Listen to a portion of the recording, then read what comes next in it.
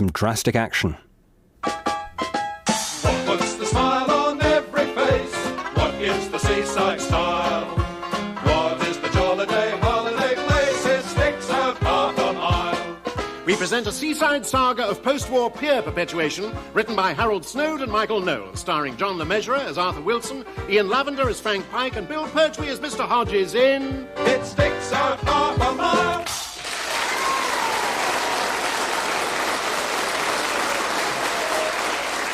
The time, 1948. The place, Swallows Bank, Frambourne-on-Sea, somewhere on the south coast.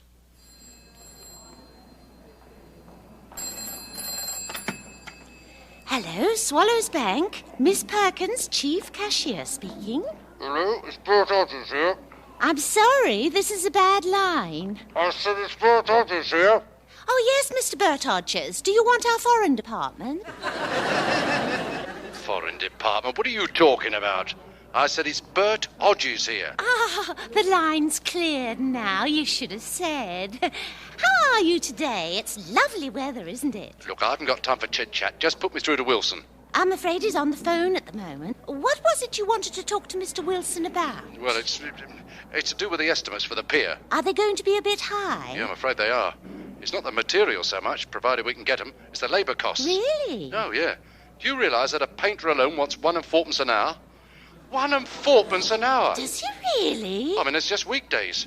They work Saturday afternoons, they want time and a third. So that would be, well, it's a lot of money. Why don't you ask for volunteers to help with the work? Volunteers? Yes, you know, people who would come along and work for nothing. I know what volunteers are, thank you.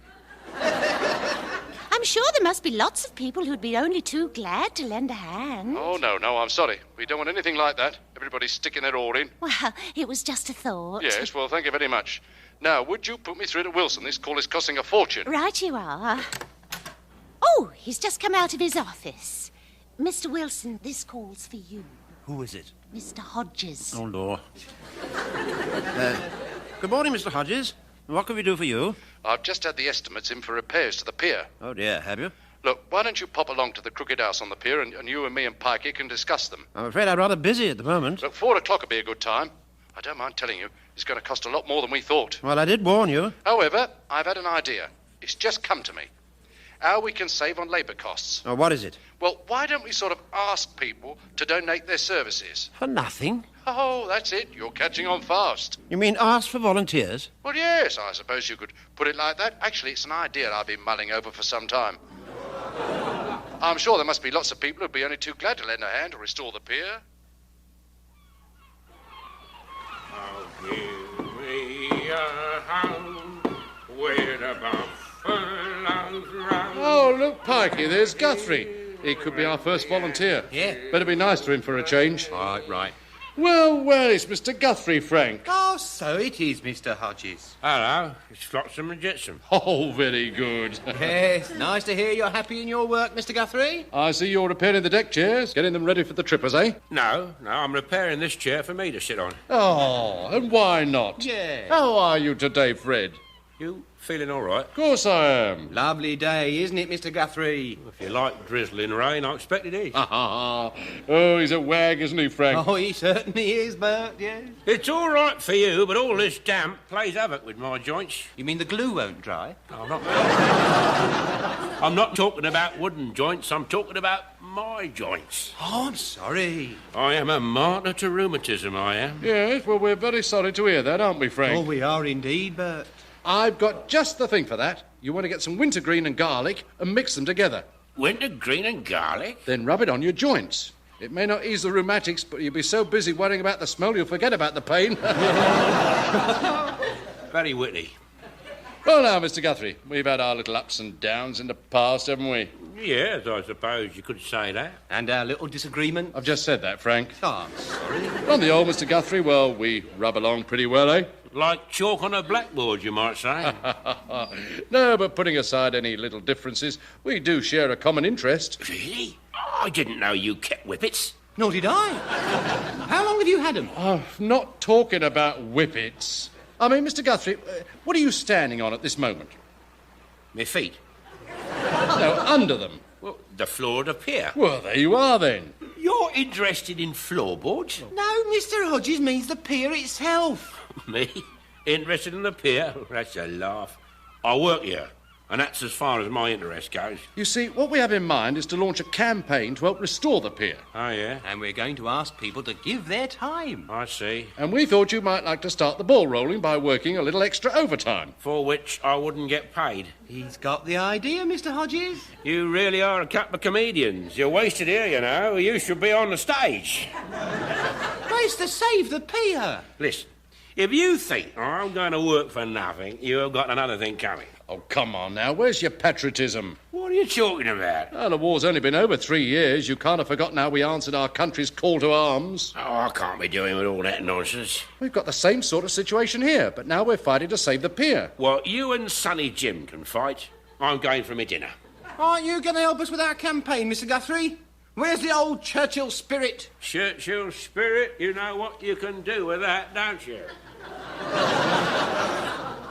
Why did he do that, Bert? Does it mean he'll be back at 2 o'clock?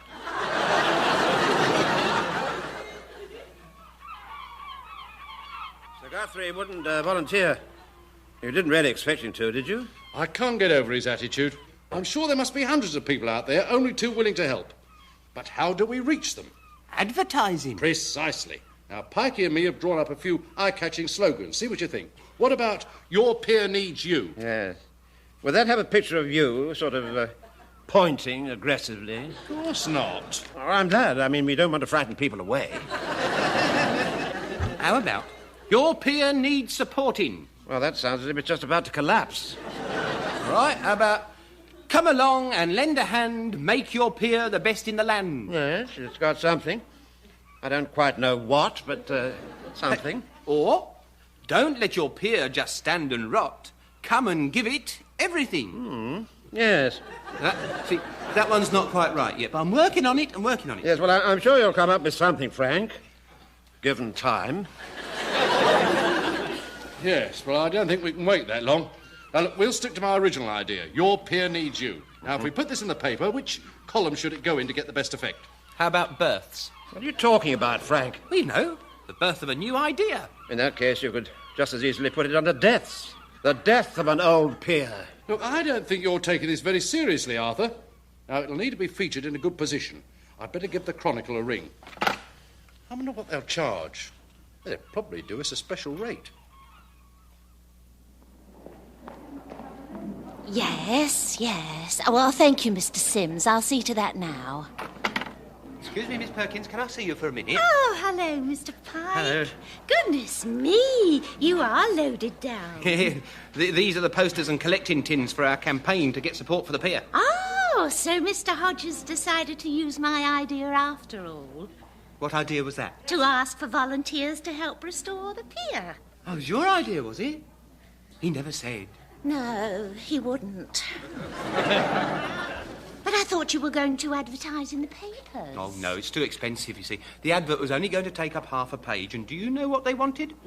3 and 6pence. 3 and 6pence? Yes, and that was for just 2 insertions.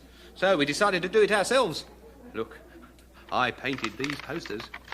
What do you think? Oh, yes, they're very, eye-catching, aren't they? Well, I've gone in for bold colours. Yes. Would you say you're a sort of primitive? Well, I was a bit of a late developer, but I wouldn't go as far as that.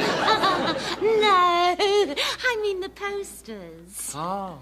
I was looking at the unevenness of the lettering and the way the different colours run into each other. Yeah. I see what you mean. Yes, I suppose I have got a rather distinctive style.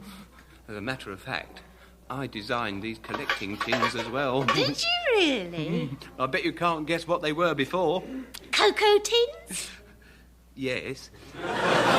Well, is Uncle Arthur, Mr. Wilson in? No, he's at a meeting of area branch managers. Oh, well, it doesn't matter. Now then, where can I stick my posters? Have you got any suggestions? Well, It's got to be somewhere that will catch people's eyes when they come into the bank. Let's have a look now.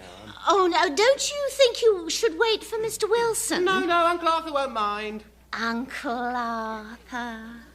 It must be wonderful to have him for an uncle. He's not my real uncle, you know. Isn't he? No, I've always called him that since I was little. I see. He used to tuck me up in bed at night. Ah, did he really? How sweet. And then he'd put Mr. Snuggly in bed with me. How wonderful. Mr. Snuggly, my teddy bear. Oh, I see. And then he used to kiss me and Mr. Snuggly night-night. Oh, how lovely to be Mr. Snuggly. What was that? Oh, sorry. I was just thinking out loud. Ah, now look. Now, there's a good spot for a poster. Right under the portrait of the bank's founder. Oh, you can't put it there. You've covered up half of Sir George. I can't get it up any higher. There. Your peer needs you. Give us your support. It's a good job he was Sir George Swallow and not Lord George. Why? Well, people might think he was the peer that needed support.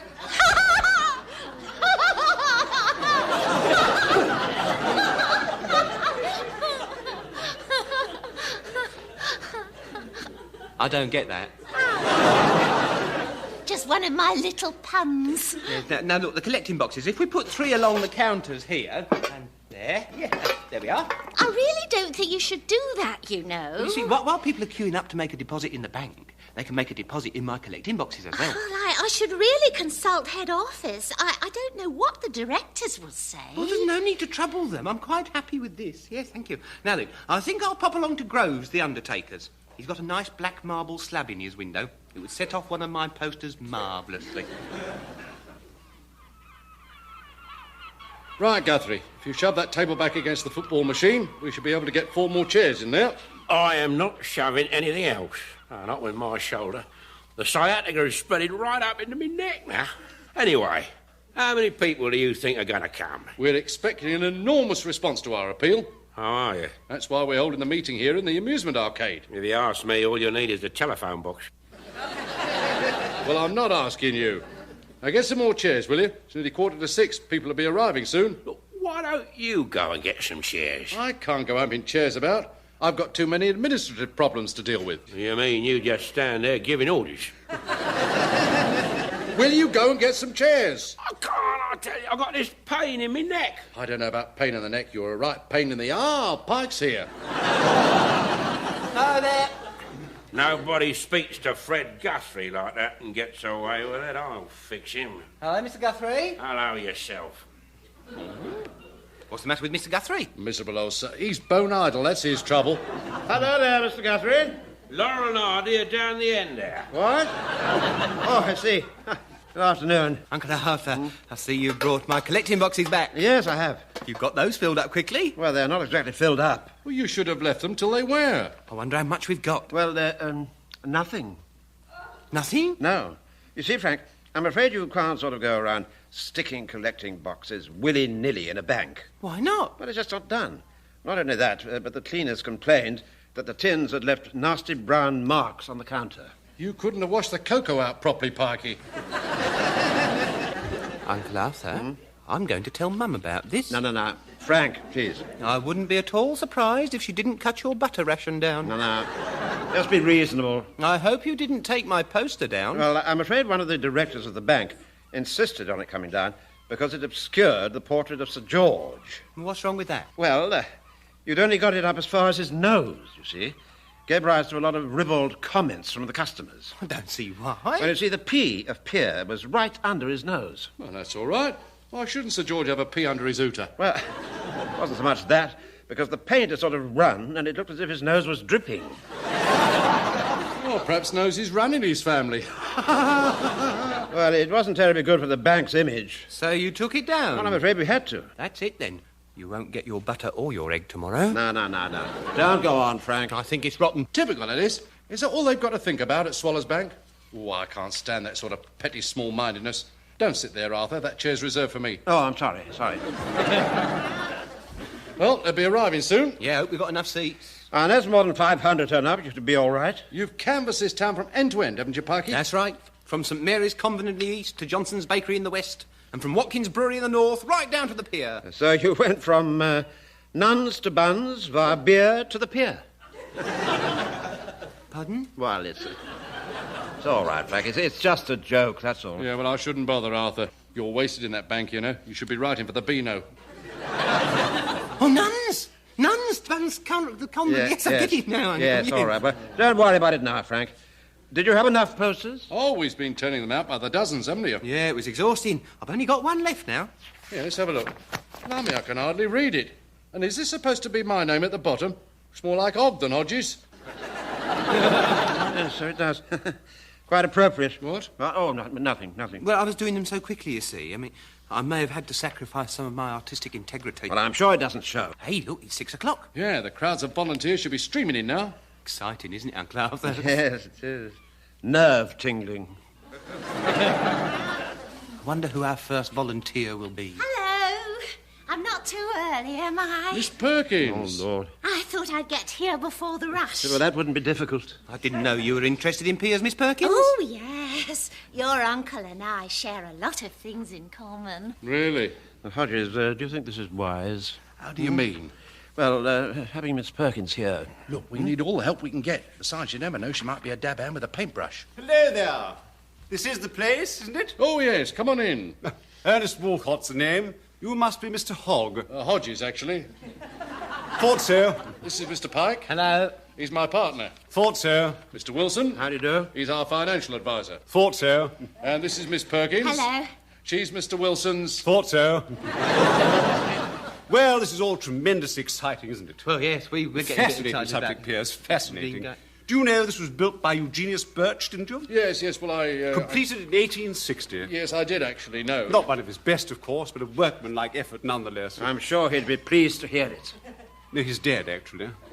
Yes, I had realised. He died in 1884, August the 10th, 4:30 in the morning. Oh, really? Yes. Actually, Mr. Hogg. Hodges. Oh, thought so. I spotted one of your posters in the town, so I thought I'd pop along. Clever idea, that. Making them difficult to read. Makes people stop and look twice. I don't think that was the... Did you get one of your grandchildren to draw them? As a matter of fact, I did them. Ah. Well, I hope you're feeling better now. Of course, this is my subject, you know. What? Art criticism? No. Piers. I think you'll find there's very little I don't know about him. He's a bit of a know-all, isn't he, Bert? We need everyone we can get, Pikey. He was very rude about my posters. Of course, your first job will be to put back the missing bit, won't it? Well, it is fairly high on their list of priorities. I sometimes think that... Good afternoon, all. Oh, good afternoon. I'm Mr. Hodges. Oh, hello, dear. Olive Briggs, widow. This is my partner, Mr. Pike. Hello. And this is Miss Perkins, Mr. Wilson, and Mr. Walcott. Hello, dears. Oh, this brings back memories. I haven't been on here since they closed it down. When was it now? 1939? That's right. October the 12th at 3 p.m., to be exact. Was it really, dear? Then they blew it up on April the 17th the following year. That was 1940. Yes, we can count, thanks. He does go on, doesn't he, Uncle Arthur? Yes, he could become a bit of a bore. Me and my hubby, God rest his soul, used to come here regular on a Saturday. Did you really? It must have been fascinating. Oh, yes. He used to have a go on all the machines, rolling the halfpenny, test your strength, and that crane thing. Oh, he loved that. Mind you, I used to draw the line at what the butler saw. On account of his heart condition. Yes, I don't think those sort of things are very nice anyway. Do you, Mr. Wilson? I've never really given it much thought. Well, anyway, after my hubby had been on all the machines, we used to walk along to the cafe and have a pot of tea and a cream bun for 6pence. Is that all it costs? Oh, well, yes, it wasn't would, you see. I mean, we're talking now about amazing, pre-war really? prices, when a penny bun cost a halfpenny. Now, before the Depression, of course, you could buy a penny bun for a farthing. And before that, of Do course, you we're mind, talking... dear? I'm talking. I'm so sorry.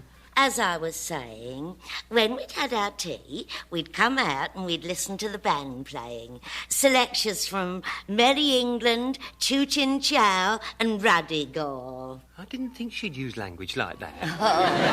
Those were the days. Yes, well, when our organisation gets going, we'll soon have those days back again. Won't we, Mr. Hodges? Oh, you can say that again, Pikey. I think you've got here to do that. Yes, it's funny that, isn't it? Hey, Miss Perkins, would you like to stick your head outside and see if you can see anybody coming? Yes, of course. I won't be a tick. I must say, I was expecting a much better turnout. Oh, I'm sure there'll be a lot more people soon, dear. Can you see anyone, Miss Perkins? Not a soul, I'm afraid. Perhaps they couldn't read your posters. I'm good at crosswords, but it was still quite tricky. Do you know something, Uncle Arthur? What's that? I don't think I'm going to like Mr. Walcott. I see you've still got all the machines in here. Yes, well, we hope to get them back into working order. Ah, how are you going to do that? The usual way, I suppose. Take them to pieces and then repair them. The reason I ask is that it's one of my pet subjects, you see, amusement machines. Yes, I thought it might be. You're a proper little jack of all trades, aren't you? So if you ever need my help or advice, just give me a ring. It's Frambourne 482. Thank you. Remember not to make a note of that, Parky. I'd forgotten it already. Ernest, old chap, you wouldn't like to go and give Miss Perkins a hand, would you? See if you can see anybody. Of course not, only too glad. God, blimey, he can talk the hind legs off a donkey. Yes, he's a bit of a chatterbox, isn't he? Mind you, my hubby, God rest his soul, he liked a nice chin wag. Did he? Yes. Actually, you're quite a bit like him. Really? Except, of course, he was good-looking. I see. There'll never be another like my Leonard, but I keep looking. Here, are you married, dear? What? Yes, thank you, yes. You're not, are you, Mr. Wilson? No, actually I'm not. No, I didn't think you were. What's the matter, then? No one good enough for you? Oh, well, He sees himself as a carefree bachelor, don't you, Arthur? Drifting down life's highway. That's not good for you. It's high time you settle down. I mean, you're not bad looking in a vague sort of way. Well, thank you. Mind you, you're not my type. No offence, but I mean, you're a little bit too airy-fairy for me. I see, what a pity. And I thought we might have made a go of it. The pier's deserted, Mr. Hodges. Not a dicky bird. Mind you, we haven't been wasting our time, have we, Miss Perkins? We've had a fascinating discussion on tide patterns, haven't we? Oh, yes, fascinating. Not a lot of people realise, you know, it's the influence of the moon that controls the movement of the tides. Really? You see, what happens is... What is the time, Arthur? It's nearly 6:30. We'd better give him a bit longer, hadn't we? I'll go off and have another look, shall I? Thank you, Miss Perkins. And take Professor Einstein with you. What? Oh, right, Mr. Walcott. I see. Do you know anything about longshore drift? It's quite fascinating. So what happens is... Oh, God, he's off again. What's the time now, Uncle Arthur? 7 o'clock. There's still no sign of anyone. Thank you, Miss Perkins. I'll tell you something, Pikey. This is a bitter blow. Nobody wants to support our P.O. Oh, don't take on so, dears. You'd have thought this pier would have meant something to the people of Frambourne. Well, I did question the wisdom of this volunteering in the first place. Well, I can't understand it. I spoke to a lot of people and they said they were coming. Yeah, well, obviously it's not very important to them. Well, there's not much point in hanging on any longer. No, we might as well forget the whole thing. Anyway, thanks to those of you who took the trouble to turn up. Yes, thank you very much. We might as well go home. Oh, what a shame, dear. I think we ought to form some sort of committee, you know. Then, of course, we'll need a subcommittee and, of course, a standing committee. I wouldn't mind sitting on that. I don't think you want to take anything else on, dear. I think you've got quite enough on your plate. Well, I wouldn't mind acting as personal assistant to Mr. Wilson. Now, isn't that a coincidence? I was just about to volunteer my services. Well, that's awfully good of you both, but I don't think we need to rush into those things. Here, Pikey, have you seen Guthrie lately? No, not since I first got here. He should be here to lock up. If you're talking about Fred Guthrie, he was just leaving as I came on the pier. Oh! What is it, Mrs. Briggs? Me foot's gone clean through the planking. Yeah, let me give you a hand. Come on. Come on. There we are.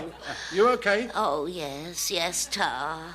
It's rotten, you know, some of this flooring. Yes, well, that's why we want volunteers to help fix it. Hey, look at all those people by the gate. What are they doing there? Well, at the risk of stating the obvious, I say they were trying to get in. The gates must be locked.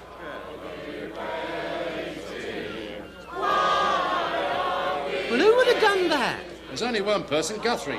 He's deliberately locked up and gone home. You don't know that for sure. Who else is there? Wait till I get my hands on him, I'll wring his scraggy neck. And I'll tear him limb from limb. No, I will. calm down, Frank. Limb from limb, I will. Yes, all right. We want to come in.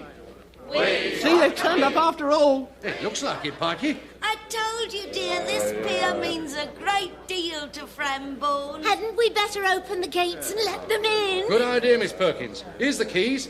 You can do it if you like. Righto, Mr. Hodges. Well, Arthur, Pikey, I think we're going to be all right. Yeah, just look at all those people, Uncle Arthur. Exactly. They can see it's a worthwhile cause. I hope so, for the bank's sake. Don't you worry, Arthur. We're going to be all right. Just look at them flooding onto the pier. Yes, I think perhaps we are. Just so long as they don't all stand on the same bit of rotten flooring at once.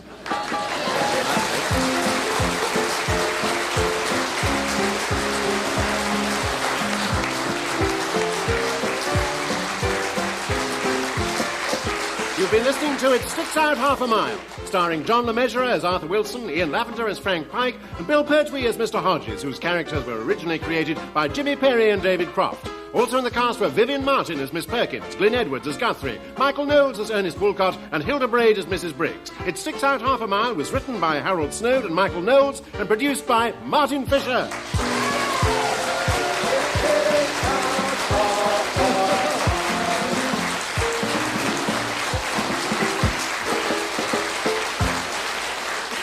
And efforts to get the pier back in shape continue next week when Uncle Arthur upsets Mavis. The Comedy Club on BBC Radio 4 Extra. I'm thrilled to welcome to the Comedy Club Alice Fraser. Now, this is a little thing I like to ask on the Comedy Club. What was the worst gig you ever did?